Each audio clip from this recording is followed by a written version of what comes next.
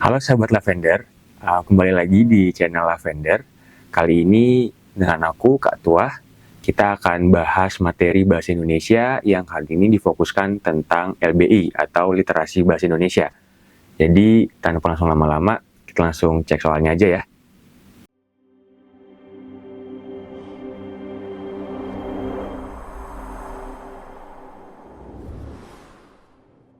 Oke, selanjutnya kita lanjut ke soal nomor 7 ya teman-teman.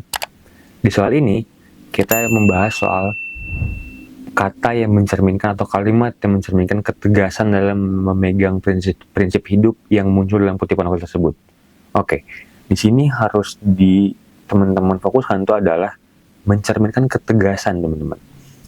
Ketegasan itu biasanya kita bisa lihat dari unsur-unsur katanya. Kita cek ya, misalnya itu adalah ada kata harus teman-teman.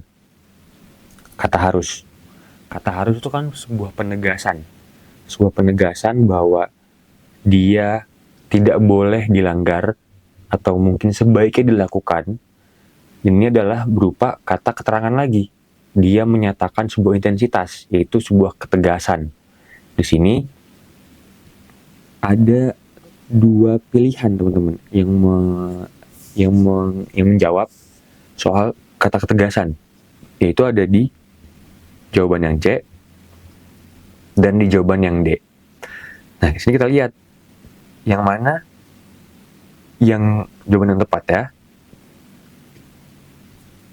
Oke, yang mana jawaban tepatnya? Jadi kita baca dulu di pilihan C. Tapi kamu harus tahu kalau nggak ada orang lain yang bisa menanggung risiko dari perbuatan yang kamu pilih. Oke, kalau yang D, menurutku anak-anak harus dididik untuk belajar mengambil keputusan dan menanggung hasilnya. Nah, dari kedua opsi ini yang mencerminkan ketegasan dalam memegang prinsip hidup itu ada di jawaban yang C teman-teman. Yang D ini bukan prinsip hidup yang dia pegang sendiri, tapi ini adalah nilai yang dia percaya. Sedangkan yang C ini dia mengandung unsur ketegasan dari kata harus, dan prinsip hidupnya adalah orang lain nggak bisa menanggung risiko dari perbuatan yang kamu pilih. Itu prinsipnya dia yang dia kasih tahu ke orang lain. Jadi justru kutipan ini itu yang paling menggambarkan ketegasan dalam memegang prinsip hidup yang muncul dalam kutipan novel. Nah, jadi jawabannya adalah yang C teman-teman. Di soal ini, balik lagi, kita ternyata nggak perlu membaca ulang lagi. Kita bisa meminimalisir opsinya, lalu mengerucutkan pilihan jawabannya. Nah, tadi kita juga udah baca soalnya ya, teksnya dari soal nomor 6 gitu. Jadi di sini kita udah tahu teksnya seperti apa, kita fokuskan di mana bagian ketegasannya ada, dan ternyata ada di kata harus. Ada dua, di C dan D, tapi yang memegang prinsip hidup untuk diri sendiri, itu ada di yang C, teman-teman. Jadi jawabannya benar yang C ya. Oke, lanjut soal nomor 8. Oke, balik lagi, soal nomor 8 ternyata punya 4 paragraf. Jadi teman-teman, kalau sedang mengerjakan soal literasi bahasa Indonesia, itu memang harus punya fokus yang baik teman-teman ya. Karena kita harus mencari soal atau mencari jawaban dari soal yang berasal dari teks sepanjang ini. Mungkin teksnya akan complicated, mungkin teksnya akan rumit untuk dipahami. Tapi inilah teman-teman, kita harus bisa melatih sering-sering melatih, sering-sering membaca, sehingga kita bisa mencari tahu sebenarnya teks ini tuh membahas apa, intinya apa, siapa, kenapa, dan bagaimana untuk menjawab pertanyaan-pertanyaan yang akan ada. Di sini, ingat lagi, kita harus fokus ke soal dulu, baru ke teksnya. Di soal nomor 8, kita balik lagi ke sebuah soal pembuktian, yaitu tentang iya atau tidak, pembuktian kebenaran dan salahnya. Pernyataan di sini itu ada 1, 2, 3, 4, 5. Ada 5. Ada 5 pernyataan yang harus kita buktikan. Dia ini salah atau benar. Nah, untuk membahas soal seperti ini, teman-teman bisa baca pernyataan terlebih dahulu. Misal nomor pertama, yaitu mobil listrik sudah dikenal di abad 20. Kita cek ke teksnya. Ternyata Pernyataan pertama itu bisa ditemukan di kalimat pertama juga, yaitu meskipun mobil listrik tidak dapat dikatakan sebagai penemuan abad ke-21, teknologi ini baru dipopulerkan beberapa tahun terakhir.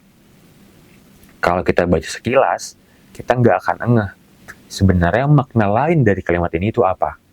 Karena di sini, soal menyatakan mobil listrik sudah dikenal di abad 20, tapi di teks dibahas angkanya adalah angka abad 21. Di mana angka abad 20-nya, abad ke-20 itu bisa kita dapatkan dari memahami maksud kalimatnya. Kita baca ulang ya. Meskipun mobil listrik tidak dapat dikatakan sebagai penemuan abad ke-21, teknologi ini baru dipopulerkan beberapa tahun terakhir. Kata meskipun sampai koma itu adalah sebuah keterangan. Keterangan itu bisa ditaruh di belakang juga untuk memudahkan alat pembacaan. Boleh kita coba ulang. Teknologi ini baru dipopulerkan beberapa tahun terakhir, meskipun mobil listrik tidak dapat dikatakan sebagai penemuan abad ke-21. Kita udah baca 3 kali nih, udah mulai dapat belum poin dari kalimat ini atau maksud lain dari kalimat ini? Kita dapat bahwa ternyata teknologi ini itu baru dipopulerkan beberapa tahun terakhir. Tapi teknologi ini itu nggak bisa dibilang sebagai penemuan abad ke-21. Loh, kalau dia bukan penemuan abad ke-21, dia penemuan abad keberapa? Itu terserah, teman-teman. Bukan itu fokus kita. Yang jelas adalah, kalau dia bukan penemuan abad ke-21, kemungkinan dia adalah penemuan abad ke-20 atau abad ke-19. Yang pasti, dia adalah penemuan dari abad sebelumnya. Dalam hal ini, sebelum dari abad 21 adalah abad ke-20. Apakah dia ditemukan di abad ke-20? Belum tentu. Mungkin saja di abad 19. Tapi kalaupun dia ditemukan di abad 19, berarti dia sudah diketahui di abad ke-20. Jadi, untuk jawabannya jawaban kalimat pertama, itu dia benar, teman-teman. Mobil listrik sudah dikenal di abad ke-20, teman-teman. Oke, selanjutnya, mobil listrik dapat menempuh jarak yang jauh dalam sekali pengisian baterai. Kita lihat ya.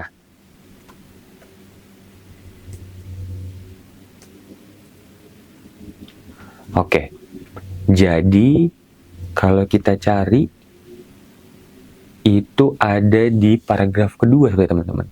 Mobil listrik hemat energi dan tidak menyebabkan banyak polusi udara dan suara.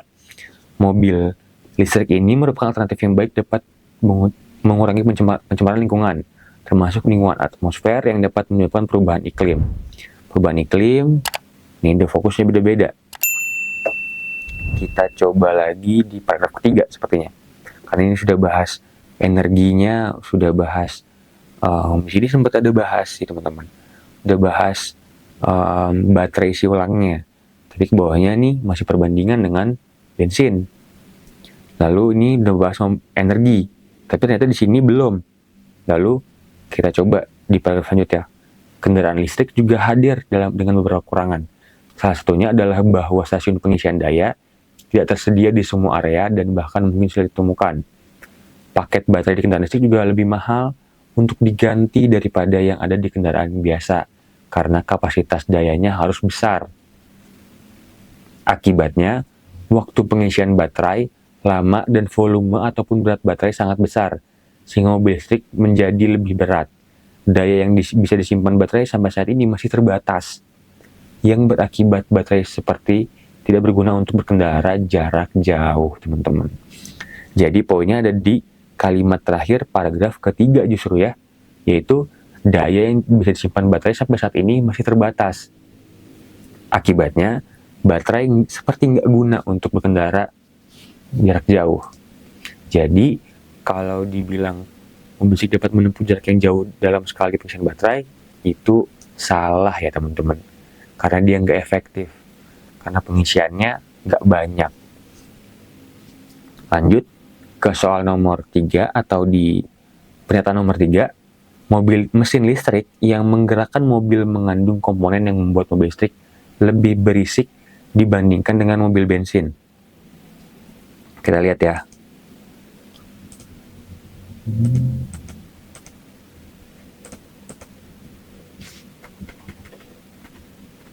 Oke, apakah dia lebih berisik dari mobil bensin? Mobil listrik hemat energi dan tidak menyebabkan banyak polusi udara dan suara. Sebenarnya di sini kita udah dapet nih, ternyata dia nggak menyebabkan banyak polusi udara dan suara. Jadi seharusnya kita udah tahu jawabannya apa. Mobil listrik ini merupakan alternatif yang baik dan dapat mengurangi pencemaran lingkungan, termasuk atmosfer yang dapat menyebabkan perubahan iklim.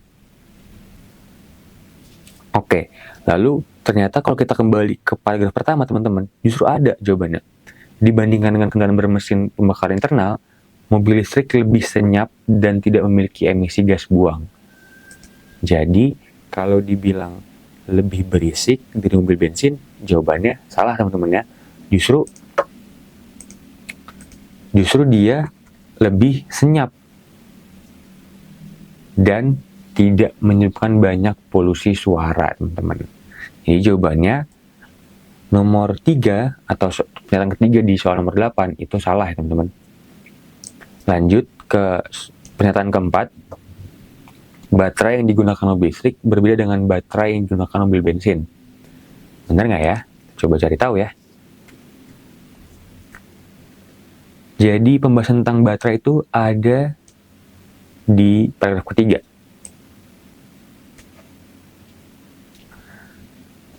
Oke, kendaraan listrik juga hadir dengan beberapa kekurangan, lalu ini kekurangannya, lalu ini akibatnya. Oke, ini daya baterainya. Oke, paket baterai di kendaraan listrik lebih mahal untuk diganti. Ini bukan teman-teman ternyata ya. Oke, berarti bukan di paragraf ketiga.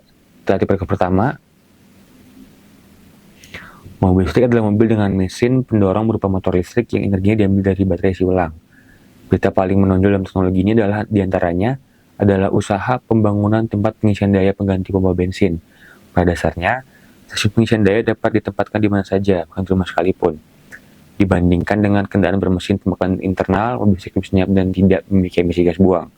Ini belum ada kalimat langsung ya. Lanjut.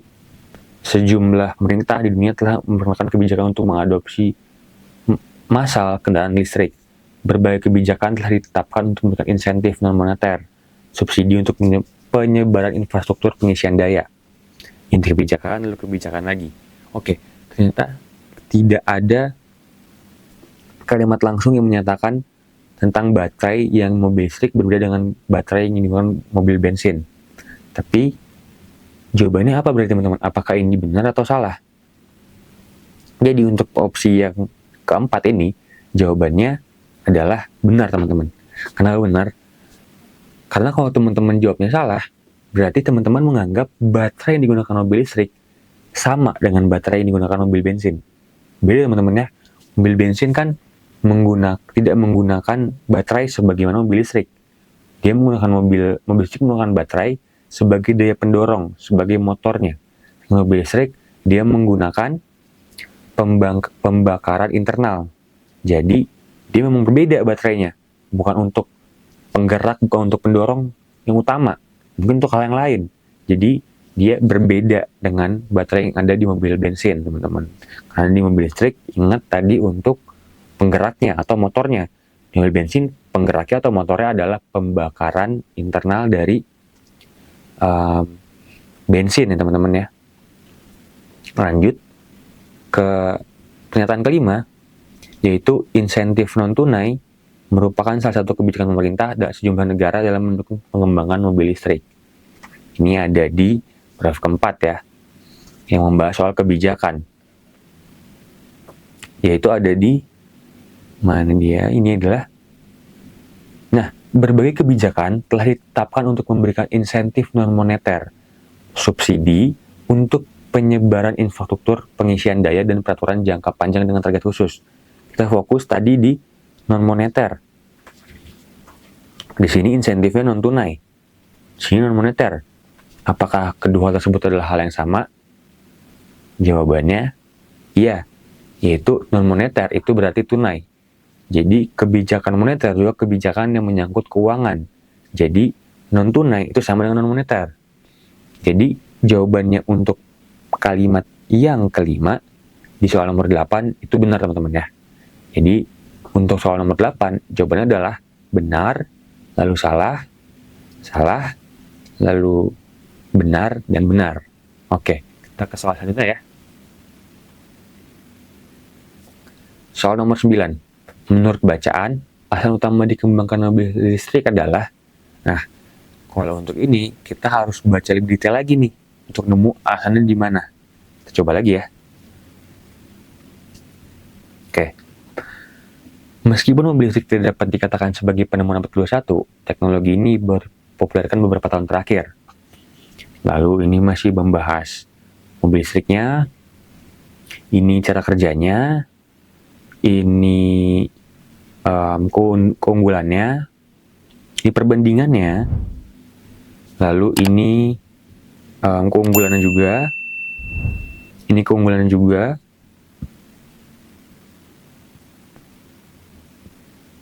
Kita bisa fokus ke ini teman-teman, alternatif yang baik untuk mengurangi pencemaran lingkungan, termasuk atmosfer dan perubahan iklim. Oke, perubahan iklim adalah masalah nyata dan tantangan terhadap pemanasan global yang merupakan persoalan sangat serius. Oke, lalu ini kekurangannya, ini full kekurangannya, lalu inilah kebijakannya. Oke,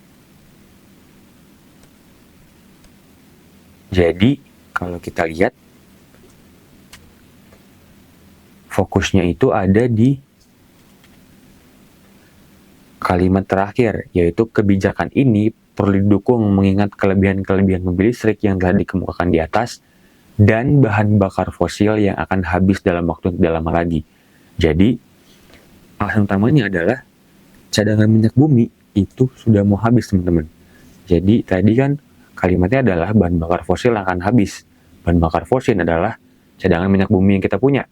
Jadi, itu adalah hal yang sama. Jadi, jawabannya adalah yang A, teman-teman. Kenapa bukan yang B? Ini adalah keunggulannya. Lalu yang C, yang juga keunggulannya. Yang D, ini juga keunggulannya. Yang E, ini adalah kalimat yang salah, teman-teman ya. Ini nggak ada di teks. Jadi jawabannya yang A.